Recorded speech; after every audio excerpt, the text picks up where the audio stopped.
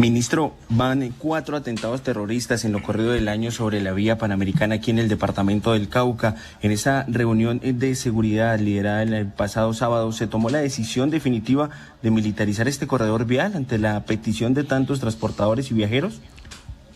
La zona priorizada en temas de seguridad es el suroccidente del país. Cuando uno analiza los planes operacionales que tenemos, es la prioridad.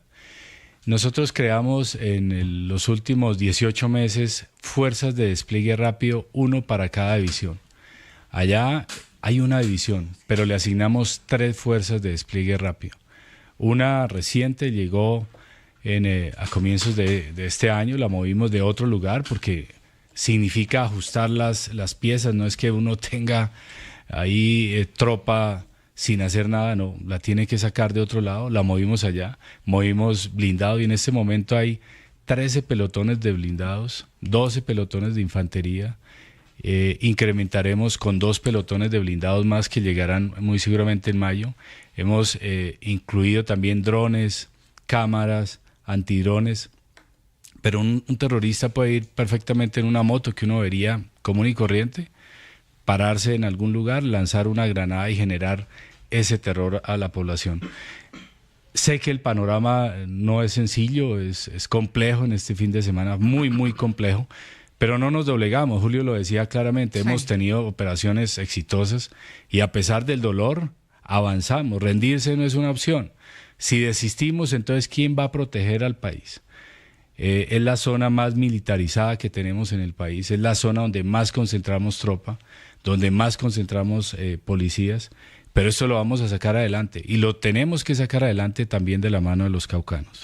Claro, señor ministro, pero cuando uno revisa justamente lo que sucede allí en la vía panamericana, conversábamos con un conductor que fue testigo de toda esta tragedia de este atentado terrorista de las últimas horas, quien señalaba que no es tan común ver militares en la vía panamericana. Él dice que transita por ahí por lo menos una vez a la semana y lo cierto es que uno entendería que este problema de la vía panamericana está realmente ya diagnosticado para las fuerzas militares. Ustedes saben que es blanco permanentemente de bloqueos, de atentados terroristas, la zozobra que tienen las personas cuando tienen que transitar por esta vía tan importante para el país.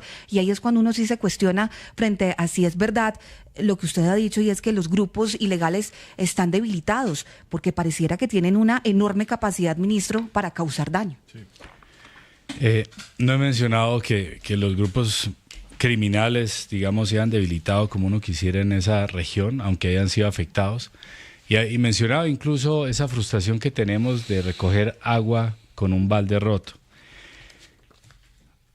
Quisiera referirme a 2 temas estructurales muy, muy relevantes en este momento. El primero de ellos es que el problema que tenemos allá en el Cauca no data de hace 8 días o de hace un año. Es un problema estructural muy crítico, muy crítico. Cuando miramos los atentados terroristas que han ocurrido en ese departamento, se han reducido, si lo miramos en la historia de los últimos 20 años, pero no se ha solucionado.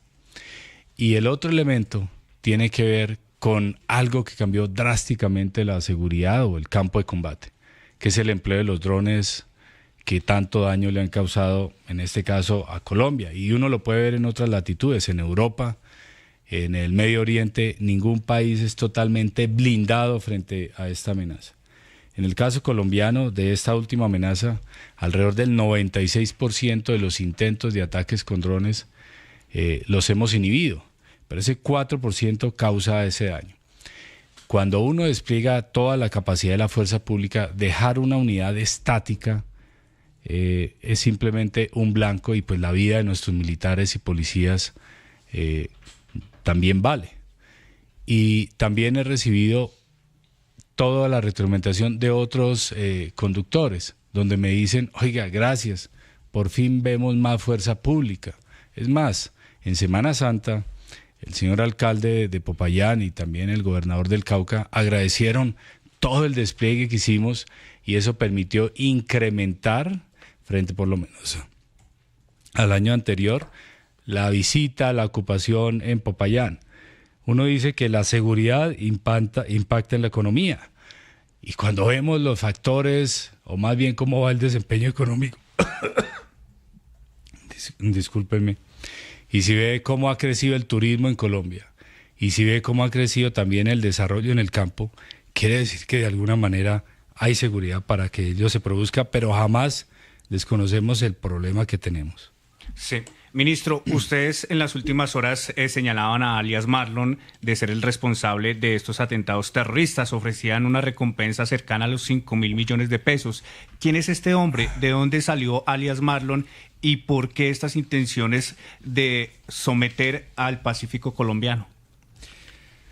Este criminal, alias Marlon, tiene una trayectoria muy peligrosa, más de casi 20 años delinquiendo. En algún momento estuvo preso, se alineó más a las disidencias de alias Mordisco. Recordemos, en el 2016 prácticamente el 85% de esa estructura narcoterrorista de las otrora FARC decidió abandonar las armas y ese 15% persistió en atacar al pueblo colombiano. Ese 15% corresponde a las disidencias que conocemos comúnmente como las de Mordisco, las de Calarcá, y en este caso las de alias Marlon están alineadas con alias Mordisco. Estos criminales ya han perdido absolutamente cualquier ideología que pudiera uno tener. Lo que uno encuentra en ellos es esa cultura traqueta, y por él ofrecemos una recompensa hasta de 5.000 millones de pesos. Pero no es solamente ese criminal, que es de esa región. También la información que tenemos es que es oriundo del Cauca. Es también por alias Farley o David Omipés, hasta 1.000 millones de pesos. Por alias Max, hasta 500 millones de pesos. Y por alias Yogi, hasta 200 millones de pesos. Voy a mencionar dos criminales, que es alias David Omipés. Ese criminal reemplazó a dos cabecillas de alto valor que neutralizamos en los últimos 8 meses, alias Libardo y alias Cholinga. O sea, la acción de la fuerza pública así ha estado y se han afectado, y uno quisiera verlos debilitados como uno quisiera. Y el otro criminal él es alias Farley.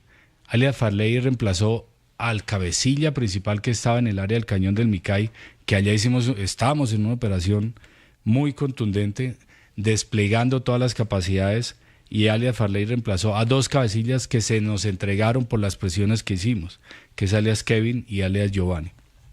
Allá es en esa región, en lo que es el Cauca, tenemos las dos operaciones más grandes e impactantes que estamos desarrollando, una en el Cañón del Micay y otra en el Cañón del Naya. Muy seguramente las acciones que están haciendo, que nos preguntamos, ¿y por qué están atacando así?, es de alguna manera a esa respuesta que frente a lo que estamos desarrollando, llegando a la madriguera terrorista en esa región. Y lo que hacen es atacar a la población civil.